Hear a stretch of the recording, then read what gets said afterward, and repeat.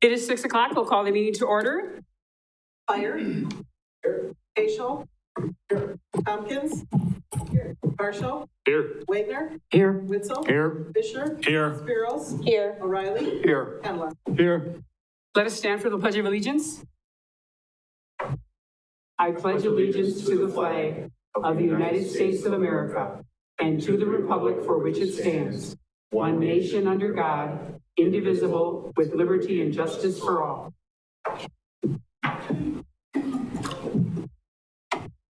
Moving on to item C, public comment period correspondence. At this time, I will recognize those people of the public who have indicated a desire to address the council.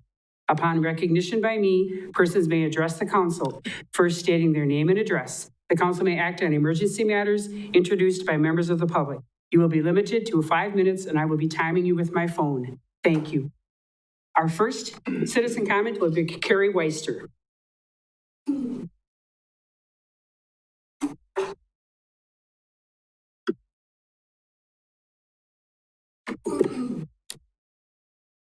My name is Carrie Weister. I live at 1105 Weister Court here in Marshfield. We are very upset to hear what the proposed development is for 8th and Hemlock. We, the undersigned citizens, are concerned about the proposed development located at East and Hemlock Street. We've been advised it is for assisted living facilities for severely handicapped, and there would be 3 of them. There is no guarantee these facilities will not be used as drug and alcohol rehab, or the rising concern of residents possibly having a criminal background that could involve sexual predators. The proximity of the school should prevent a sexual predator, but we do have safety concerns. The land is zoned residential, and a development such as this would be an institution or a business in a residential area. The following are various concerns we have: the proximity to the Marshfield Junior High School, Lincoln School, the safety of residents living in the area, especially our children and elderly. This development would destroy our current property values for those living in close proximity to it.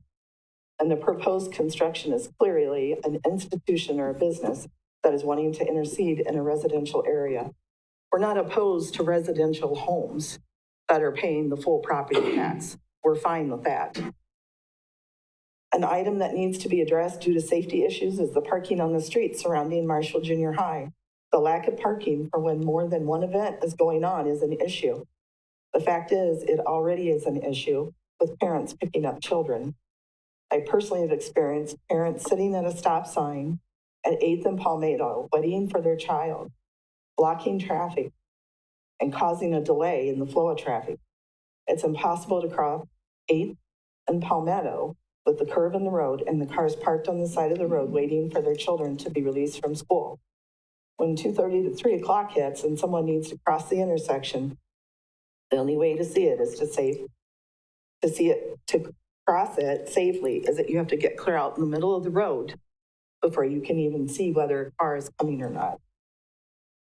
It is also noteworthy to address the fact that when events are happening, people are still parking in that field where everybody parked for the football games.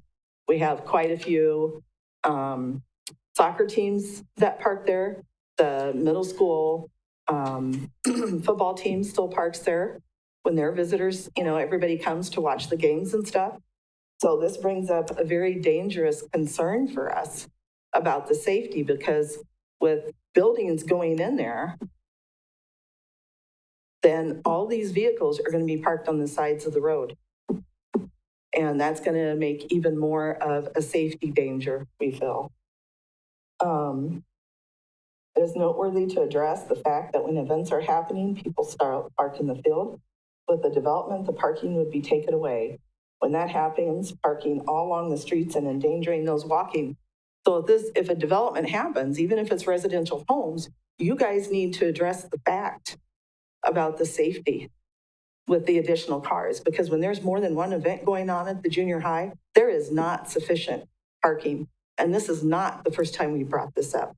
We've brought this up several times, and that is something that will have to be addressed. Thank you. Thank you. Next, Craig DeGrand. Second, Lois, sorry. And what you guys have there is I went around and got a signed petition from people nearby in our neighborhood, and we're just under 80 signatures. Probably could have gotten more if it wouldn't have been summertime and people being gone. Thank you. Oh, thank you. My name is Craig DeGran, 1103 Weister Court. I'm just going to add a few things in that Carrie may have expressed, but want to reiterate it one more time. It seems like every 2 years we're here in front of the council fighting for this property to be done what should be done with it correctly. I believe two years ago it was sold to an individual and he was required to build at least 3 residential structures on this land. I don't know if that was part of a contract or an agreement with the city or not, but that's what we're here to push for.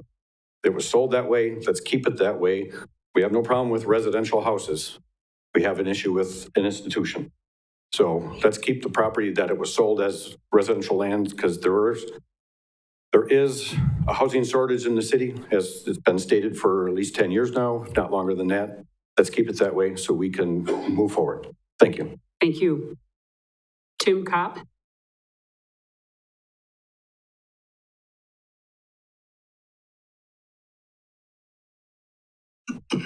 Hi, my name is Tim Kopp, and I live at 1409 South Hemlock. It's on the corner of Weister and Hemlock. And I guess Carrie summed it up very well. There's been a lot of issues with this, and why the lot was sold was a whole nother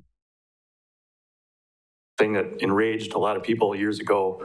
But that's fine. I guess the big 2 issues are a lot of kids walk to school, so I don't really think that, this is the proper place for this. There are a lot of kids that walk to school. We get kids coming up and down the streets all times of the day, kids leaving early. And the parking was a big issue, and they said that there was no need to have this parking lot there for people to park in anymore, because nobody's going to use the facility as much as it was used for the football game, okay?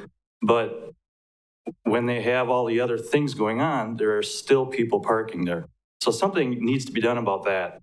You try to go through there on, let's see, it's 8th Street and Palmetto, that intersection in the morning. There's cars coming from the south. There's cars coming from the west. There's cars coming from the east.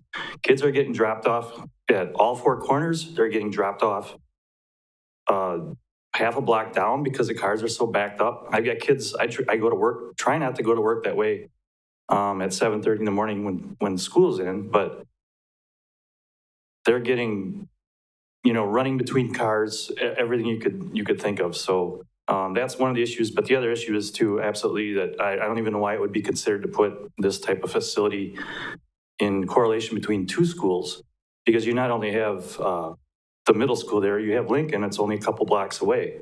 And there's just a lot of kids walking, especially younger kids, walking to Lincoln School. So that's all I have to say. Carrie summed it up pretty well. Thank you. Next, Ben Lindquist.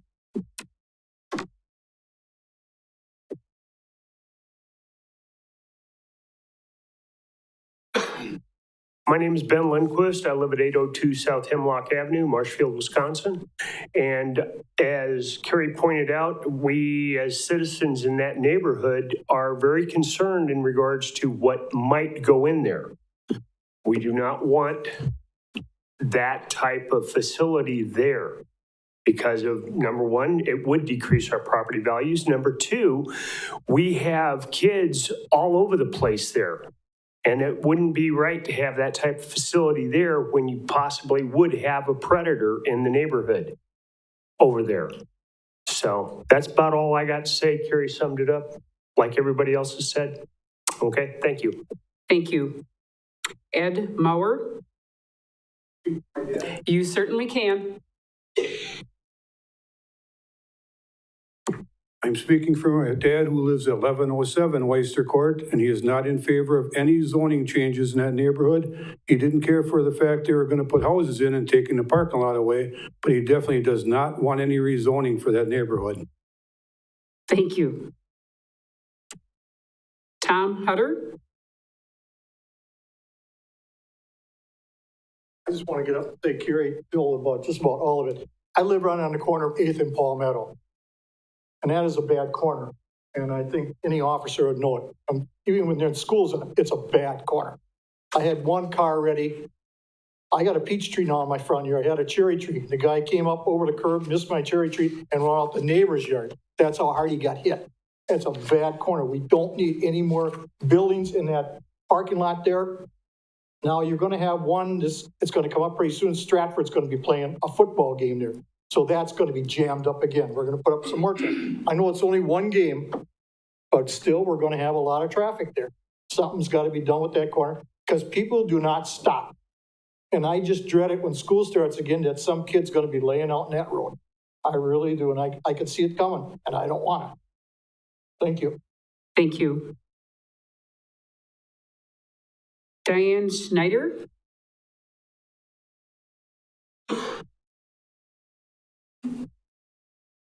Diane Sandon, and I live at 808 East Fifth Street.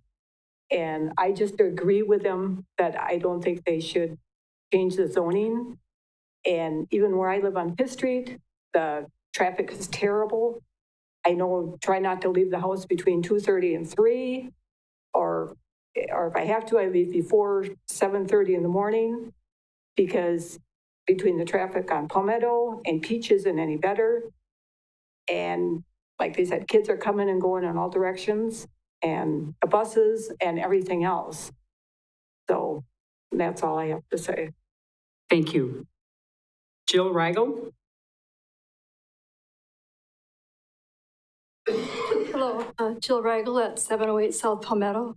I too am against the zoning. I have great concern about not just what might be allowed there, but also there's been a lot of talk, so to speak, going around town as the person who bought this land and what his thoughts and plans are, and they keep changing according to his stories going around. So I have great concern about what his honesty might be on what he says he's going to use it for. This is a residential area and should be zoned for housing only, a family home, not a business or an institution.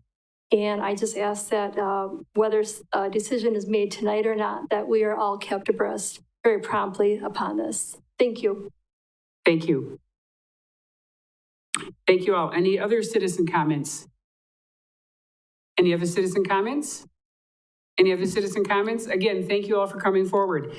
This makes the meetings a little more interesting, and it shows that people in Marshfield care about what happens here. Item D, approval of minutes, August 2nd, 2022, joint meeting with Fire and Police Commission, August 9th, 2022, regular meeting, August 9th, 2022, closed session, and August 16th, 2022, special meeting. Can I please have a motion and a second to approve the minutes? Motion to approve the minutes. Alderman Wagner, second by Alderman Varsho. Any discussion? Seeing none, Amy will take a vote. Fire. Yes. Facial. Yes. Tompkins. Yes. Varsho. Yes. Wagner. Yes. Witzel. Yes. Fisher. Yes. Spiros. Yes. O'Reilly. Yes. Whittemler. Yes. Thank you all. Item E, staff updates. Announced schedule for September 6th meeting. Steve Bark, City Administrator. Thank you, Mayor.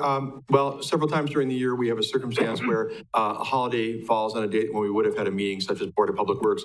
That's happening again with the first Monday in September, so we have to juggle things around a little bit.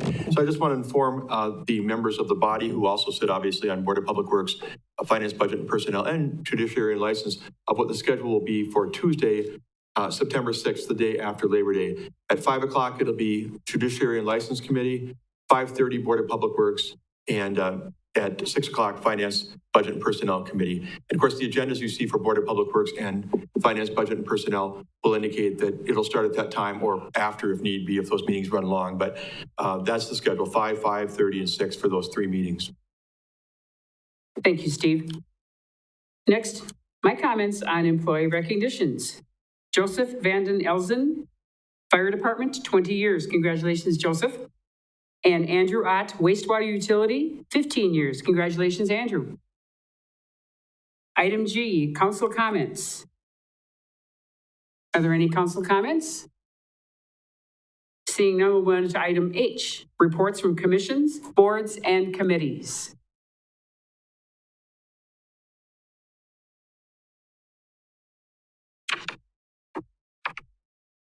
Alderman Tompkins? For- Actually, that's for these, yeah. Good evening. I'm Steven Steingraber, and this is Bill Penker. We're from the Marshfield Police and Fire Commission. We have a statement we'd like to read regarding our special meeting we had on August 18th. Our special meeting, we discussed the shortfall relating to the EMS Enterprise Fund. We and the fire department are gathering and analyzing data related to EMS operations. Of particular note is a survey that we're conducting of 35 EMS operations in Wisconsin and nearby cities of Minnesota and Iowa for comparison. The survey is looking at directed level of service, the type of organization providing the service, be it a fire department, other community organizations, or private enterprise, and how the service is funded. When our reports are complete and we have data available, we'll make that available to you for your review. Thank you, Stephen. Thank you, Bill. Natasha? I just wanted to report from the Parks and Rec Committee that we will have pickleball courts at Frame Park when it is redone, and I think that's good news. Yes, thank you. Watching that meeting was a delight. If anybody gets a chance, please do so, because you will not believe how many people were in that room. 70, 80, no, 30. But it was absolutely marvelous to see that many people and going for something so great in our little city. Consent agenda, meetings, minutes, reports. Receive, place on file, approving recommended action. Alderman Peschel? I'll make a motion to approve, but I want to make a note that under item M1, we referred that back for further study and did not approve. I want everyone to be clear that we did not approve the purchase of speed hump. And let me add to that, if I can, I apologize that that made it on the agenda, since it wasn't recommended for approval by Board of Public Works. That's on me. Thanks for catching it. Anybody second the motion? Alderman Fire? Alderman Whistle? I was second. Okay. I'm looking this way, looking that way. Any other discussion? Seeing none, Amy will take a vote. Fire, Yes. Facial, Yes. Tompkins. Yes. Marshall, Yes. Wagner. Yes. Witzel, Yes. Fisher, Yes. Spiros, Yes. O'Reilly, Yes. Emler. Yes.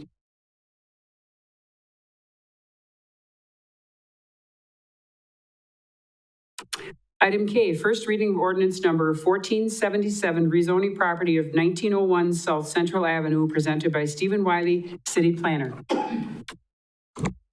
Thank you. So this was just a zone change request that came before the Plan Commission last week. This one's a little bit different than some of the ones that you've seen before. Recently, this is actually a zone change from CMU, so community mixed use, to community mixed use with a planned development overlay. This is for the property at 1901 South Central Avenue. It's just across from the Vandehey Aquatic Center. So it's kind of down in that area down there. The applicants have been talking to staff over the past several months about doing a mini golf course there. And the L-shaped configuration of the parcel means that it is a little bit challenging for a lot of redevelopment efforts that people might want to bring forward for that parcel. So this would be a good candidate for a planned development overlay. The planned development overlay maintains the base zoning, but simply establishes an overlay district that allows us as a city to request additional, say, landscaping, other requirements beyond code minimums in exchange for granting the applicant some flexibility that they would not otherwise have under the base zoning ordinance. The surrounding zoning, a lot of the surrounding zoning immediately along Central is community mixed use. And then there's some single family residential to the east. The applicant has had some conversations with the neighboring property owners, to my understanding, and did send out a letter to those property owners. This request, again, is just for a zone change. The applicant would have to come back before the Plan Commission and this body for review and approval of any general development plan or specific implementation plan. Again, this is just the first reading. The requested zone change is consistent with the comprehensive plan. The future land use is transitional mixed use, which allows for a number of different uses along that strip along Central there. Again, this will come before you the zone change request at the first meeting in September, and then the applicant would submit for plan development for actual development proposals later on when they are ready. Thank you, Stephen. Oh, and I wanted to mention, Alderperson Tompkins actually brought up a good point about safety. The city engineer has also raised this concern. Just wanted to mention that we are having discussions with staff and with the applicant about pedestrians trying to cross, specifically children, because we don't foresee them wanting to go up to the north or to the south to the next crossing. They're probably going to want to dart across there. And so we have had some conversations about whether we do a mid-block crossing. That might be a possibility. And Public Works could speak better to this, but in my conversations with Mr. Turchi on this, it would be a possibility to do a mid-block ADA compatible crossing with overhead beacons. Now, how we fund that, we've had a few discussions already. We're still working through the details, and that would be part of the plan development review. There might be potential grant funding. Otherwise, we may be looking at requesting that the applicant contribute either some or all of the cost. I believe he gave me a figure of $10,000 to $15,000 for the overhead beacons, and then maybe $2,000 to $4,000 for doing the curb cuts, the ADA accessible crossing, sidewalk, et cetera. So just so that that's out there for you, just wanted to make you aware of that too. Thank you, Stephen. We're very proud of this committee because as we started talking about this, we have the same issues. And Natasha, thank you also for bringing that up. And anybody else has any issues, please do not hold back, because this is definitely a safety issue. But once it's come to fruition, it'll be great for the city of Marshfield. Yep. Thank you, Stephen. Thanks. Item L, discuss creating financial audit committee, presented by Ed Wagner, Council President. Thank you, Your Honor. I'm going to ask Tom Laux to come out and be the button pusher on this thing, so I don't have to go down and mess with the electronics of it. I put this on what I've got for you is a slide presentation. It's a very short death by PowerPoint that I put together for the first time in 2015. They gave this presentation before the Finance, Budget, and Personnel Committee in 2015. And the interesting thing about this was that they voted it down, and they didn't think we needed an audit committee at that time. I'm going to show you this slide today, this presentation today, and answer any questions you might have, and give you an idea of why I want us to proceed with this. Today, we'll talk about why we need an audit committee, what an audit committee does, and what's the difference between a finance committee and an audit committee. Next slide, please. First of all, why do we audit in the first place? Well, first of all, it's required by state statutes, required that way. There is an instructional and corrective value that the city gets from an audit, and it tells us if we're adding up the numbers and putting them in the right columns and doing it correctly. And we've noted recently, sometimes that hasn't always happened. It's also a way of reporting to the public, although I have to admit, I don't remember ever seeing anybody from the public walk in the front door and ask to see a copy of the audit, the city's audit. But it's there if they need it. And then we do go through a presentation like we did just a week ago from the auditors, and they give us a report, and they give us the management findings there too. That it also provides something that we don't have at the moment, and that is a check and balance. Basically, think about this, if the auditor thinks he is working for the finance director and not the city council, the loyalties and the interest are with the city and not with the common council. And we are the ones that bear the ultimate responsibility for what's in that audit. So the checks and balances part of it is very important, and you'll see some more of that in a couple of seconds. Next slide, please, Tom. I picked up this slide, and this, believe it or not, I picked this up in 2015. And it is almost as appropriate today. Anybody who sits on the city council has felt this way in the past 3 or 4 years. Next slide, please. Audit committees are recommended by the Government Finance Officers Association. the Government Accountability Office, or the GAO, and the American Institute of CPAs. All of them suggest, in one way or another, that the city must have an audit committee. Can I have the next slide, please? The government finance officers did a statement on audit committees in 1997, 2002, and again in 2006. The governing body of every state and local government should establish an audit committee or its equivalent. They said should instead of must, because they didn't have any authority to do so. Next slide, please. The American Institute of CPAs, from the CPA Journal, the role of audit committees in the public sector. An effective audit committee can increase the integrity and efficiency of the audit process, as well as the system of internal controls and financial reporting. Those are all very important words in light of what we've seen in the past 4 years. They say an audit committee must have 3 important qualities in order to fulfill its duties: independence, communication, and accountability. 3 words: independence, communication, accountability. Next slide, please. The Government Accountability Office, GAO sort of got dragged into this by a piece of legislation called Sarbanes-Oxley, or which I think people in the trade still refer to it as SOX, S-O-X. And this was done in 2003. In 2003, the GAO revised government auditing standards to require that auditors communicate certain information to the audit committee or to the individuals with whom they have contracted for the audit. Okay, they're actually contracting with us, the county. They aren't contracting with the finance director. Each government entity must designate an audit committee or an equivalent body to fulfill the role of financial oversight. That's all the way back in 2003, 19 years ago. Next slide, please.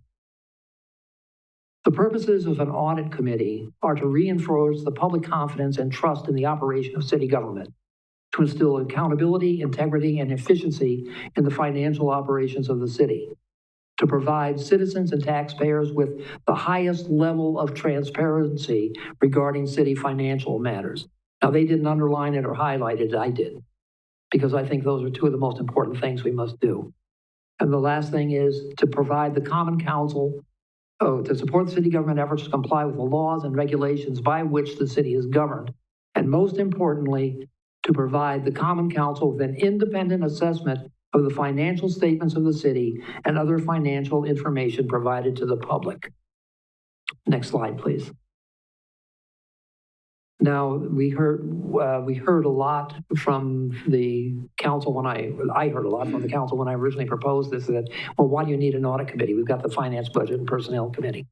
Well, that's a little different. There are different responsibilities. Let's take the finance committee first. It says, the finance committee shall oversee the preparation of annual budgets and financial statements. It shall oversee administration, collection, and disbursement of financial resources, accounts payable to the city, that sort of thing. Advise the city council with respect to significant financial decisions. That's one thing, that's what they do. The audit committee, on the other hand, is authorized to consider matters relating to the financial statements of the organization, the system of internal controls, including overseeing compliance by management, and the annual independent audit process.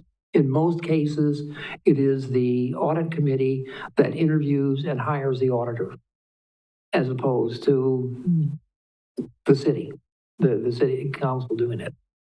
Next slide, please. They do have some shared responsibilities, though. The finance committee ensures that budgets and statements are prepared, but the audit committee has oversight for ensuring that reports are received, monitored, and disseminated properly. In other words, that everybody that's supposed to get the audit report does. The finance committee monitors financial transactions. The audit committee makes sure things are done according to law and policy with appropriate controls. The finance committee provides guidance on what can be done. The audit committee ensures that independent oversight occurs. Next slide, please. The membership of the committee, and the key word for membership is independence. That means they must be independent from the auditor. They must be independent from the managers who manage the money, the city's money, and they have to be independent from political pressure. They have to know that they can bring us bad news and we're not going to kill the messenger. That's the important thing. Next slide, please, Tom. The membership we had proposed, and it follows a lot of models in other communities. It's usually with 3 persons, usually for staggered terms. They are elected by the council. They are also nominated by the council. That was left out of there. At least one of the persons shall have experience in finance or accounting. Preferably all 3 have that same experience. There are strict rules on independence, that no revolving door. In other words, neither an alderman nor a mayor nor a staff member can leave the staff and then immediately become a member of the audit committee. So they'd have no way of influencing it on the other part. There should be a sit-out for former employees and aldermen also. So if one of the alderman persons wanted to be on the audit committee, they should have like a 1, 2, or maybe even 3 year sit-out period before they can be appointed to the committee. Next. The duties of the committee are to evaluate the audit and financial statements and other official financial information provided to the public, evaluate the system of internal controls. That's a biggie. That's the big one. And that's also known as the management letter. That's the biggest thing that they will deal with. Evaluate the annual independent audit and report to the Common Council. They should review the audit plan, and they should provide, and this is also something very important, they should also provide protection and avenues for whistleblowers within the organization.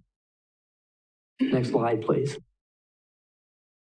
The committee may not prepare an annual budget. They can't hire, fire, or employ any personnel. They can't accept gifts, reimbursements, or any form of compensation from any persons involved with the city finances. And they should act in a manner which they should not act in any manner which calls into question the integrity or independence of the audit committee. Next slide, please. This chart is something that was I think it was more relevant in 2015 than it is today, because what was going on, there was a whole series of financial disasters in the United States. There was a company called WorldCom. Some people who are old enough may remember that the WorldCom was a big scandal, a big stock market bust happened because of that. And then there was the Enron case, where there were billions of dollars of fraudulent financial transactions performed. That kicked off a whole train of things with Congress and everybody else, and it resulted in the Sarbanes-Oxley bill, and it ended up with lots of different recommendations and policies coming down from GASB, that's the Government Accounting Standards Board, and also from the General Accounting Office, and also picked up by our friends at the Wisconsin Government Finance Officers Association and all that. But it's been a long trip. You can see that most of this stuff happened the disaster happened about 2002, and it took 4 years to get the full compliance with the Sarbanes-Oxley bill. And that's what we're looking at right here. Why audit committees are important is Sarbanes-Oxley cleaned up the accounting system in America. New slide, please. That's basically what I just covered on the other one. The new set of standards. And this is what it's supposed to prevent. If you take a good look at it. Okay, transparency, communication, and independence. Can I have the next slide? I think the next slide should be questions. Yeah, thank you. Thank you, Tom. If you have any questions, I'll do my best to answer them. Alderman Witzel? Just a quick question on the membership idea. You talked about independence, and you talked about not being connected staff and elected officials. What about people that serve on other committees? Does there need to be independence of those that would be on the audit committee not being also a member of other committees, or is that not as important?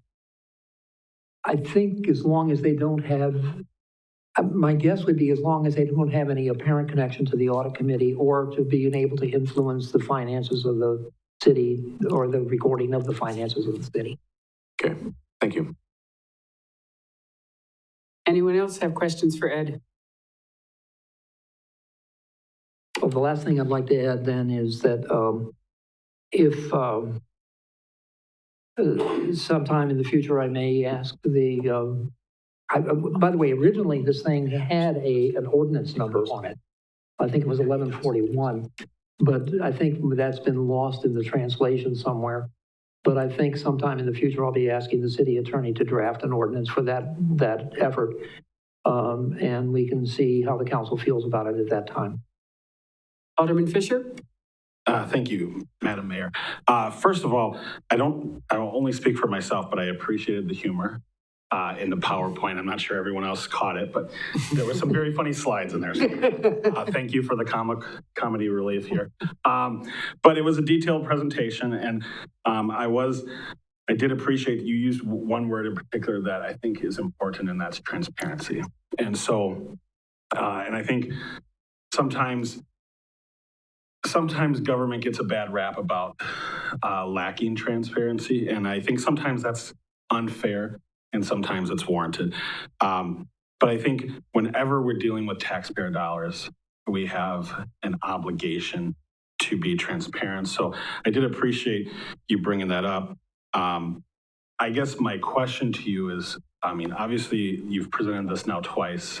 The council several years back did not go for it. I think it's a good idea. I think it's something that should be considered. But I would like two questions. I'd like to know how the staff feel about this. And then I would like to know what your goal is. I mean, would you like to see us make a decision today, or is this something you want to have an evolving conversation about? So I guess I'll ask the staff first, maybe Steve to comment, and then you, Ed.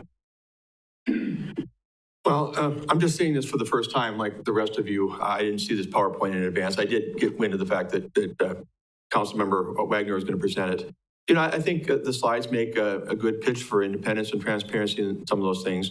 There were a couple points in the slides that I would question whether there's a concern. For example, I mean, when the auditor does present his report, it is independent. He does present it to the council. You get it every year in this very room. But I get your point. I get your purpose of what you're trying to accomplish. And if that's where you feel that it's appropriate to go, you know, so be it. I don't see the dynamic that we ever think at City Hall that the auditor works for the finance director or those kind of things. But if this would be a level of oversight that's thought to be appropriate, you know, so be it. The body can determine if they think that's going to be a benefit, and I'll leave it to you folks. Alderman Wagner? Yeah, first of all, anybody, let's see, I think there's only 3 of us here who were around about when we first produced this thing, and Mr. Fisher wanted to know, you know, why it didn't pass. Excuse me. I think part of the argument was, well, we got a finance committee, so obviously we've got what we need. And there were other comments that this was just one more layer of government. Yeah, but it's probably one of the more important ones, you know, and one that we should have. I've always held that position. I don't know. I did show Jennifer the slideshow earlier today, and I think she's had some time to digest it. If she would like to comment, I ought to be happy to hear anything she has to say about it. Put her on the spot, that's right. I think I will concur with Steve and a lot of the things that he said.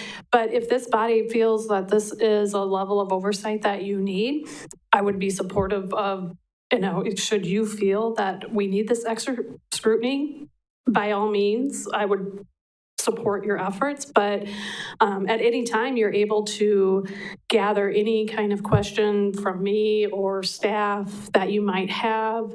I'm not sure, you know, how this audit committee, I haven't worked with one directly before, would play out, but If that's what this body desires, then we'll collaborate and support that effort.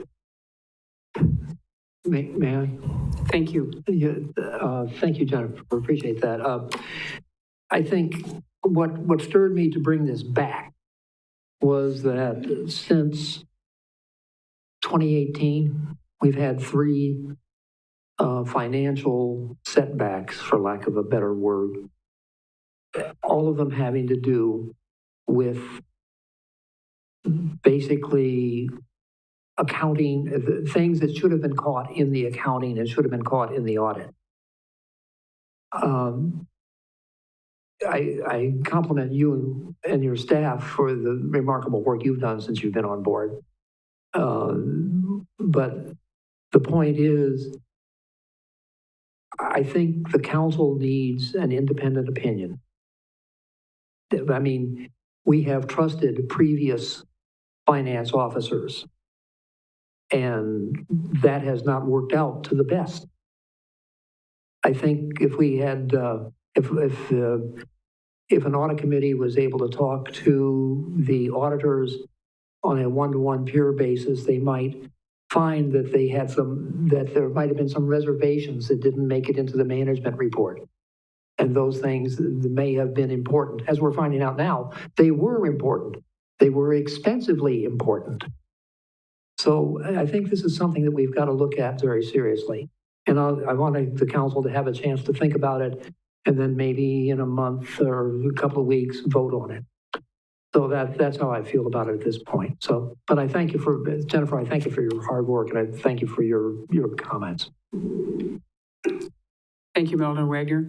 So this evening, there'll be no action taken. We will revisit it in a month. Is that fair? So that'll be 5 weeks from this evening. Or if you need more time, please let us know. Item M, 2022-2024 Strategic Plan Update, presented by Steve Barg, City Administrator.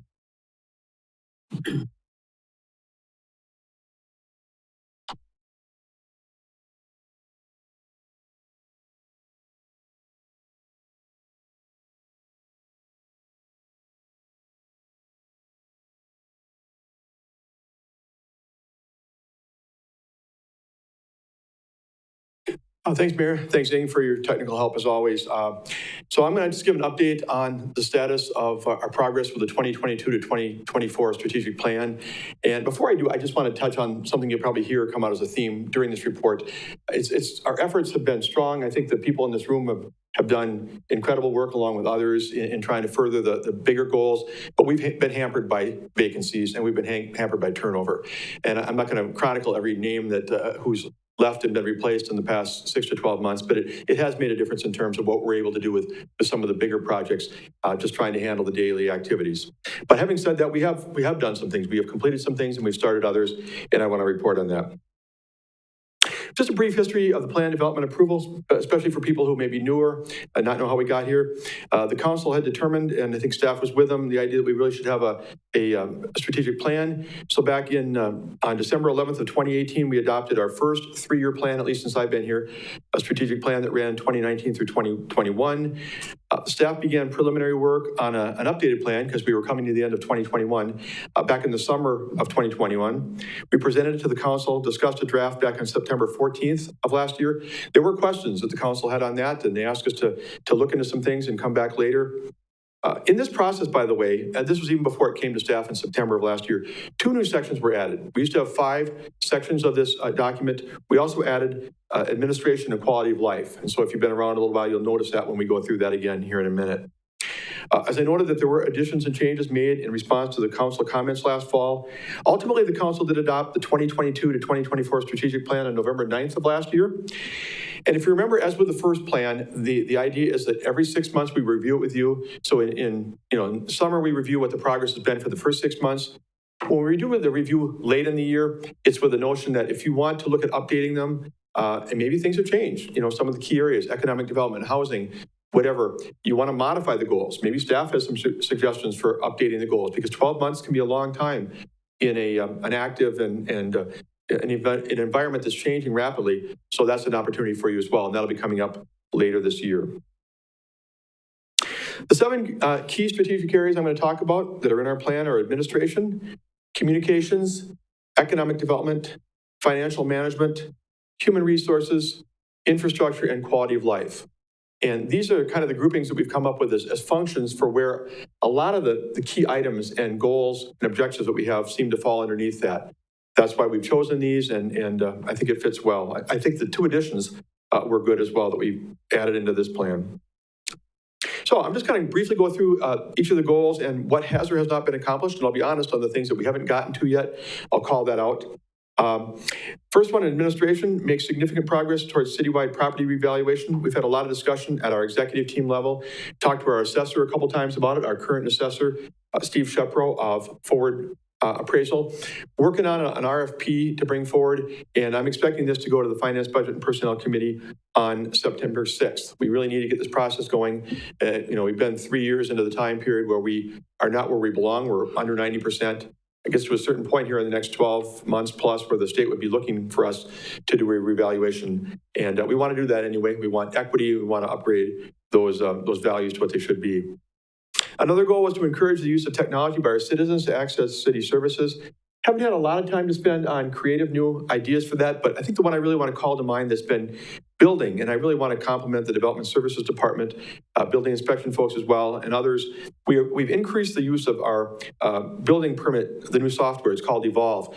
And more people are able to take advantage of that and do some of these things online that they used to have to come in and take care of in person. We did learn a lot from COVID. I think I mentioned that a lot more people are doing business remotely with us anyway in the last 2.5 years. COVID was a big part of that in helping them to realize what they can do without leaving their homes. We're going to continue to try and further that. Another item that was included was providing more orientation and training to council and committee members, especially new ones, when they come on board. And we really haven't gotten to that very much. That was something I was hoping to get done prior to April of 2022 when we brought on 2 new council members and a lot of committee members. I think we did spend time with Natasha and Mike, got them plugged in with department heads. I spent time with them. But we want to continue to be more intentional about that. And we want to include the committees. Just because you've been appointed to the Park, Recreation, and Forestry Committee or the Historic Preservation Commission, that doesn't necessarily mean you know exactly what to expect. Now, some of those folks are doing their own orientation, maybe more than I know, but we want to be, like I said, intentional about that. Communications, this is one of those where I really want to cite the hindrance of getting more work done because of staffing. Tom Laux is a department of 2, and he went the first almost 3 months of this year as a department of 1 until David Ballerstein came on board working with him. So the amount of proactive work you're going to get at that point is definitely challenging, and Tom has done an amazing job. I have to give him a lot of credit. But the 3 goals, first of all, increased volume of public information and citizen engagement. He did work with this body to get approval for purchase of a new public engagement platform system. It's called Public Input, not too creative a name, but a very good product. I've seen demos of it. I've been in contact with Tom and others. What that's going to allow us to do is a lot of stuff ourselves to engage with the public, doing our own surveys and other ways that we can get people involved and really find out. So you have more specific data. And we all have anecdotal data that we hear from our friends and neighbors, but this will be a way of finding out on particular issues, what does the public actually think through various survey means that we can do, and we're looking forward to that. We want to research and identify stakeholders who use our community platforms, get a sense of who's out there and how we're connecting with them. Tom noted that we are getting more engagement with our platforms, and there's some positive numbers that we're getting from some of the analytics as far as whether it be, YouTube Live or whatever it is that we're doing. We want to keep building on that, but we want to continue to find out as time passes, who are maybe not just who we're connecting with, but who we're not connecting with. If there are the demographics and groupings of people that we're not reaching, because we find out when people don't know what's going on here, they get upset later on when they learn something that they could have heard earlier if they were on board with us. I do want to mention the email newsletter that Tom does. I think every other week or thereabouts. You probably get it. It's called, I think, Your City at Work. A lot of great information. He's getting more and more people to sign up for that. His distribution list for that email that comes right to people's homes is growing. So we applaud him for that, and we want to continue it. And then finally, we identified that we need to enhance funding for communications beyond just the franchise fees. Those of you who have been around on the council for a while know that the funding for that department comes from the franchise fee that we get from Charter Communications.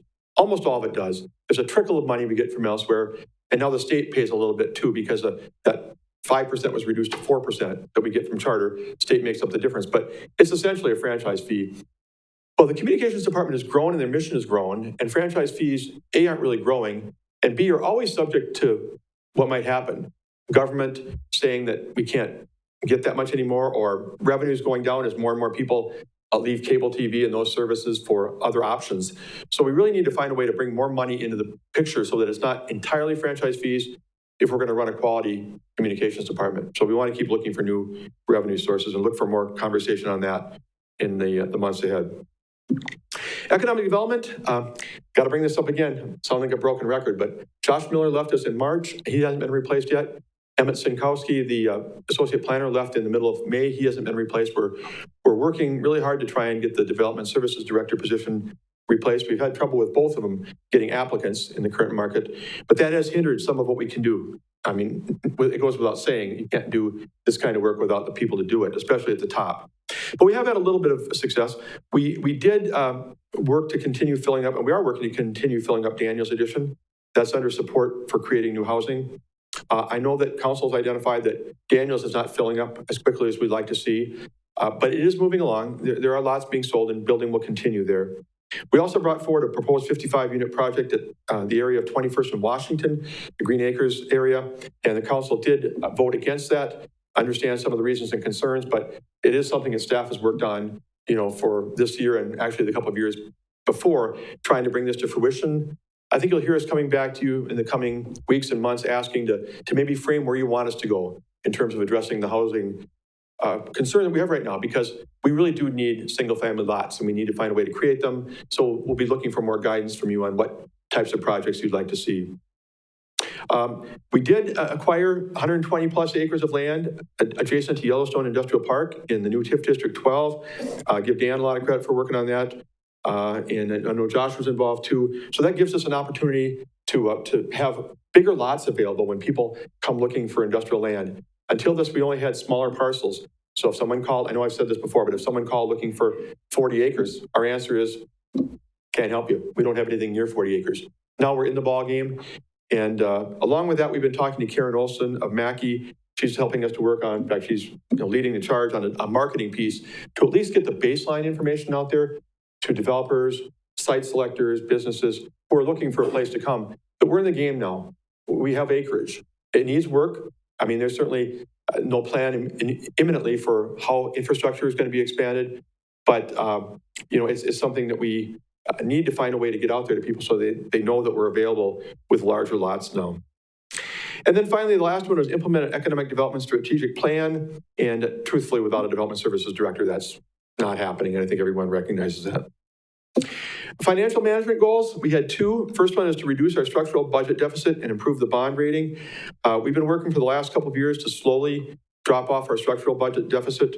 We haven't gone into preparation full steam on the 2023 budget yet, so haven't had a chance in 2022 to make an inroad there. But we did, and I give tremendous credit to Jennifer Selensky, our finance director, on her work and others working with her, that we were able to convince Moody's to take the negative outlook off of that, our bond rating. It's still A1. We'd like to get up to AA3 again. I also want to credit Dave Ferris of Ellers. That sounds like a small victory, but it's bigger than that. It was a statement that went out to bondholders that we don't have that tilting toward something worse on our bond rating. And that, I think, helped us in the borrowing we just are completing now. And then also maximize use of ARPA funding for eligible projects. About $1.9 million. Dan brought this forward back in the late winter, early spring. You approved it. Those are monies that have been allocated for a whole list of projects that we think have great community benefit. It's not just infrastructure, although that's a lot of it, but other projects as well. We did reserve a couple $100,000 for unallocated, with the main idea being overage, which we are seeing overage. Most of our infrastructure projects are coming in at greater than budgeted because of the inflation that we're experiencing. So I think we've done well in the allocation of nearly $2 million in ARPA funding. Human resources, not a lot of explanation needed here. We went 4.5 months from mid-February until Sarah Dressel started with us on July 5th without an HR director. That brought proactive HR work to a halt. One of the goals of fully implementing the adopted 2018 compensation plan, we took a step, I think, by the council's willingness to increase from 1% to 2% the wage scale adjustment that you authorized earlier this summer. We thank you for that, especially in the current environment we have with roughly 8% inflation. That was a step toward trying to stay with our compensation plan. There's more work to be done. I'm sure we'll be talking about compensation as part of the budget process and going beyond that, because these are challenging times to keep up with our pay plan, but no less important than they've ever been. The other two, we really haven't made any progress on. Jen Reiki, when she was here, was working very hard during her 6 years to try and align our personnel policies. Actually, she was trying to align benefits more than personnel policies among various employee groups. We'd had 6 unions until 2011, and therefore we had a real hodgepodge of who got dental, who didn't, and all these kind of things. She did a great job of that. Her goal was, as we started the year 2022, before she left, to work at aligning portions of our personnel policies across departments that are a little bit fragmented for various reasons. Haven't gotten to that yet. We'll be talking about that with Sarah as we go along. And then enhance our performance management program. I think Jen also had a vision for the fact that we need to be more proactive in what we can do in terms of performance evaluation process, recruitment approach, everything that, what we can do to try and recruit and attract and keep quality employees. And how are we evaluating their progress? Are we doing it in a way that is making a difference in terms of their success here? So both of those last two have kind of been put on the shelf until we have a new HR director. And certainly, Sarah's doing a really great job. But she's been here 7 weeks, so these kind of projects are not really on her radar yet. Infrastructure, 3 goals: reconstructing East 17th Street over by the fairgrounds. I'm sure you all know this, from Peach to Vine has been completed and on schedule basically to wrap up the west half of that from Vine to Maple by October 1st. Big project, been on the docket for a long time. Certainly our staff applaud members of the council who have kept this ball rolling. I know Tom Witzel, this has been a real passion of yours for a few years when we've had to keep backing it up due to funding, constraints. So it's good to have that one, wrapping up here soon. The other ones, adopt a development plan and timeline for the police and public works garage projects. I think we're talking millions and millions of dollars on those, but they're desirable in the sense that the police have been operating in a sort of some people call it like a little maze of units in that building, and they really need something to be expanded and remodeled. And the Public Works Garage, we've talked about that many times at Board of Public Works and Council. The opportunity perhaps to find this joint site with the county and what that could bring to us, and getting that facility out of downtown would be a good thing for the central business district. They both have significant price tags the way it looks right now. But there hasn't been any work on those really because of other things happening. We are trying to get back on the 5-year financial plan with Ellers, and that will help us in terms of determining what margin there may be for a larger project in the next 5, 10, 15 years. Then we can look at maybe trying to plan. But we do have a goal that we would like to see, at least we set this goal last year, that we'd like to see maybe one or both of these in the 2023 to 2025 CIP. But I will advise you again that given some of the financial challenges we have and, the things that we're talking about, even that will be a challenge, because bigger projects, you talk about, in one case, maybe as much as $20 million, at least potentially. It's hard to fit that into any year in the way we do business here. And then coordinate street and sanitary work with Marshfield Utilities. They're trying to replace as many lead water services as they can. So we try to work with them. I think we work very well at staff level with the folks over there.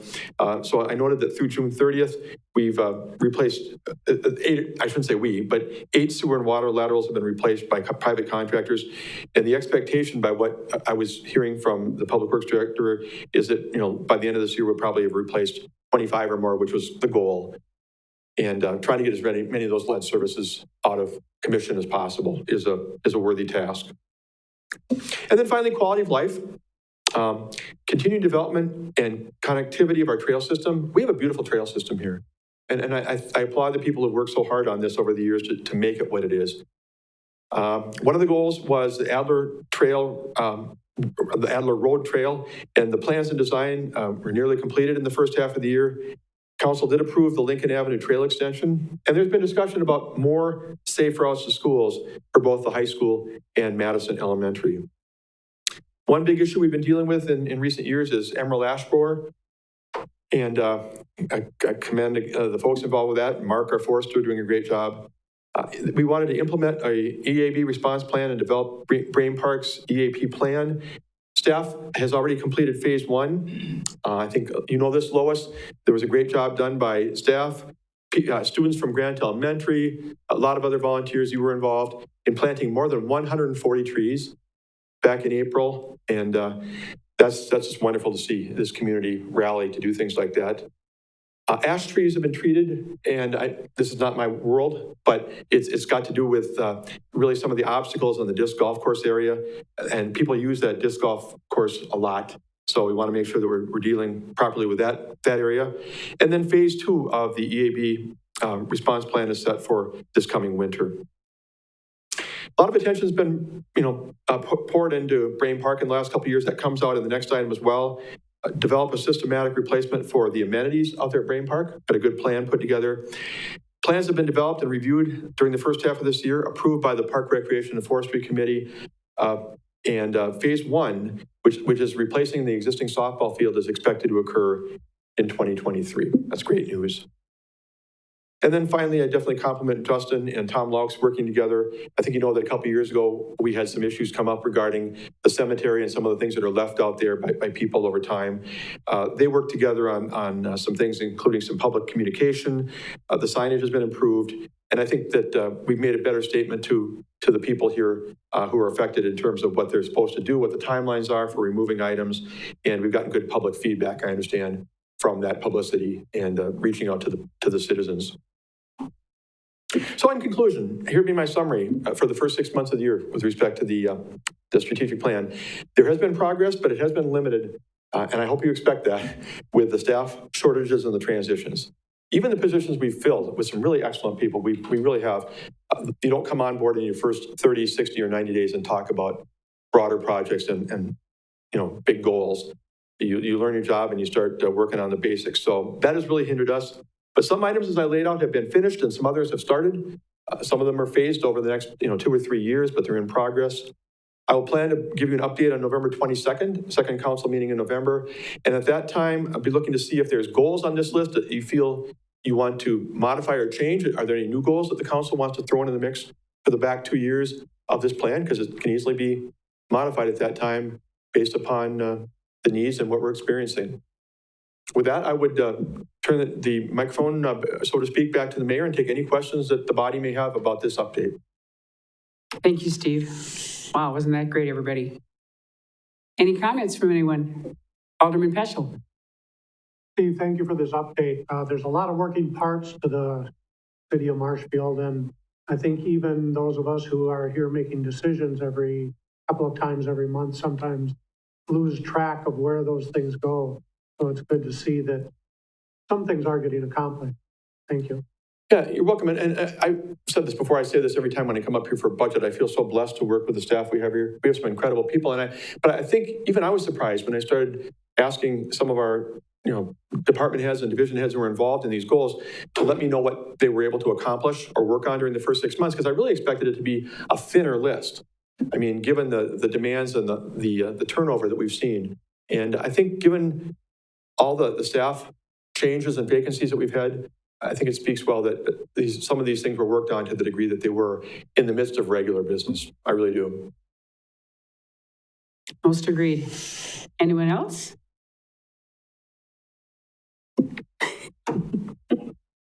Alderman Fisher. Thank you. Thank you, Madam Mayor.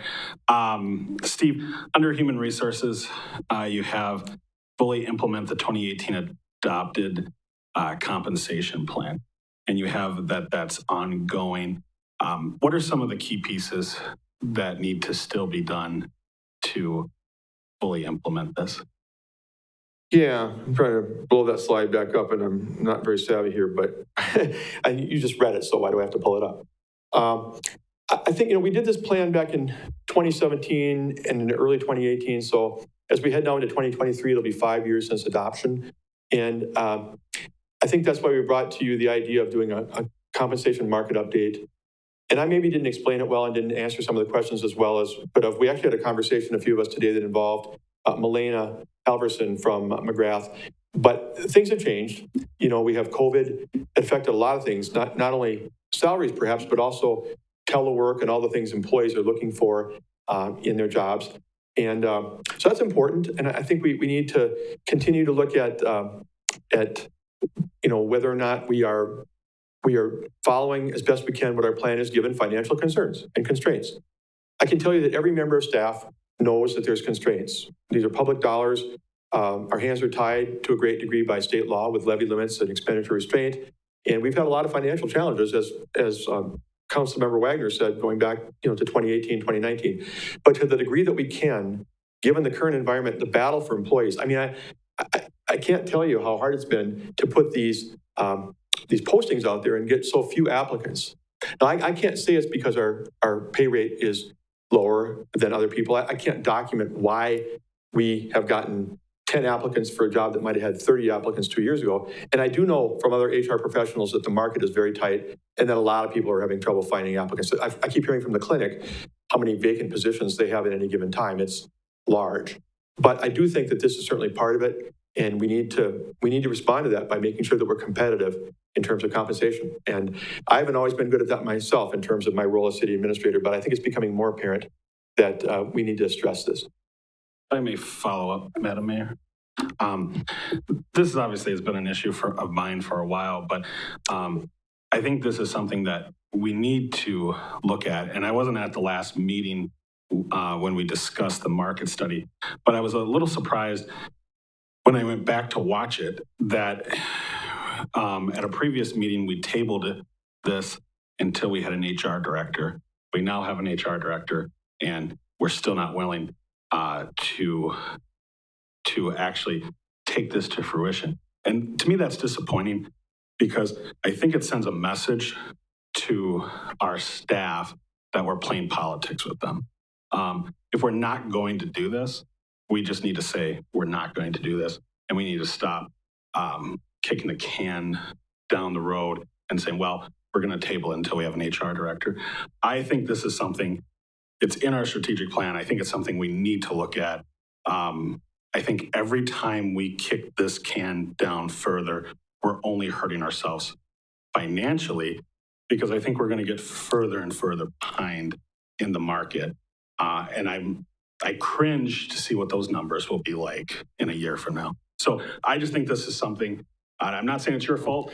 I just think this is something that as a council and staff, we seriously need to look at. Thank you. Well, if I can add to that, thank you. I appreciate that. I think that maybe one of the concerns, at least some council members might have, although I don't know that it was stated the other night, is let's say we find out that in many positions we really have fallen behind in the last 5 years. The thought, can we afford it? Financially, can we afford to move people to where the market suggests we should be? I mean, we're still going to have the same financial issues to deal with as far as what we can afford. But we really need to know, I think, given all that's happened in the last 5 years in the market, which has been fairly volatile, what these positions are worth, because 2017, and early 2018 was a long time ago in the employment world. Anyone else? Otherwise, thank you very much for the report, Steve. Thank you. Item number N, adjourn to closed session pursuant to Wisconsin Statutes, Chapter 19.851E, deliberating or negotiating the purchasing of public properties, the investing of public funds, or conducting other specific public business, whenever competitive or bargaining reasons require a closed session. Develop agreement for project in TIF District Number 10. Development agreement for project in East 8th Street and Hemlock Avenue. Adjournment to closed session under Wisconsin Statute, Chapter 19.851G, conferring with legal counsel for the governmental body who is rendering oral or written advice concerning strategy to be adopted by the body with respect to litigation in which it is or is likely to become involved. Claim for unlawful tax under Wisconsin Statute, Chapter 74-35. May I get a motion, please, to go into closed session? All hands went up. Motion by Alderman Witzel, second by Alderman O'Reilly. Vote, please. Fire? Yes. Paschal? Yes. Tompkins? Yes. Marshall? Yes. Wagner? Witzel? Yes. Fisher? Yes. Spiros? Yes. O'Reilly? Yes. Endler? Thank you. We are now in closed session.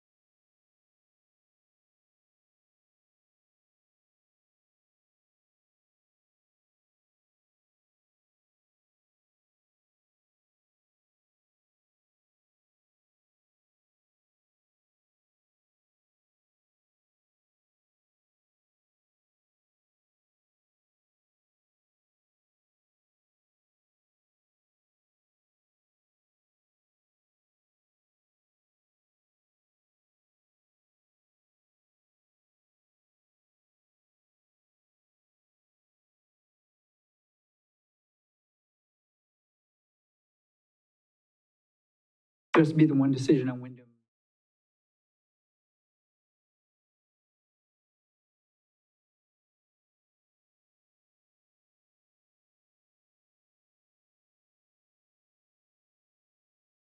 Pardon me? Oh, you're right, the special. Yes, we have two. We have two. Just take Yes. a Yes. brief pause for a second, everybody, and then go ahead. Oh, Jesus.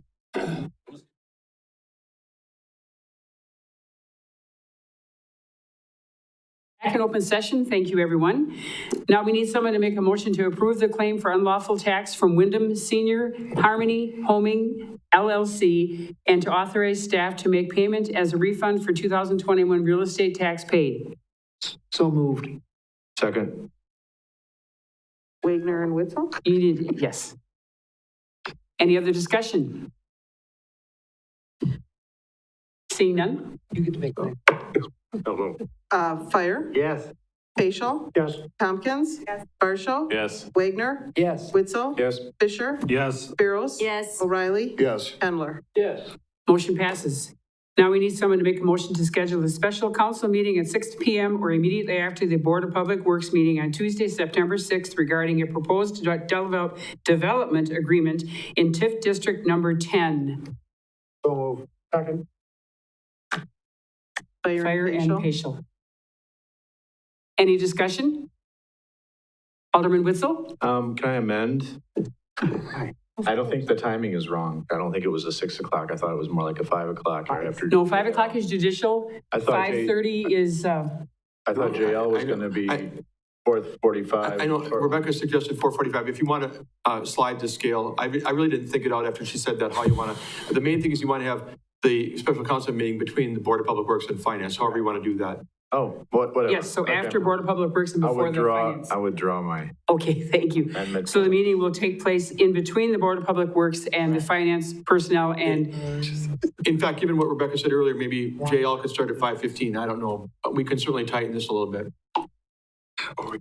okay, Are we ready for the vote? are we ready to vote? Sure. I am. Why not? Fire? Yes. Facial? Yes. Tompkins? Yes. Marshall? No. Wagner? Yes. Witzel? Yes. Fisher? No. Spiros? No. No. O'Reilly? Nope. Handler? 6 yeses, 4 noes. So that motion passes. And, okay, suggestions for further agenda items? Seeing none, make a motion. Yes, Natasha? So I don't know if this is an agenda item, but I do think that maybe we should ask for a report from Public Works about the traffic congestion and the parking around the middle school. That's a valid complaint. Is that something that they could? That is valid. If I can add to that, I think maybe you get a report from both Public Works and PD in terms of any enforcement issues. Just get a sense of what we're experiencing over by the middle school, if that's what you're after. Well, but maybe even, I don't know, traffic flow or something to improve it. It is Oh, a okay. problem. The I don't volume know. of traffic. Or where they go, or I don't know. Sit there for one day and you'll understand where they're coming from. Seriously. Yeah, absolutely. Yes. You know, I completely understand. And I drop my kid off at Washington every day, and those new schools, elementary, we go around the parking lot. There's no congestion on the street. There is nowhere to do that by the junior high. Correct. There's nowhere to do that. Even if you get reports, what are you going to do? Correct.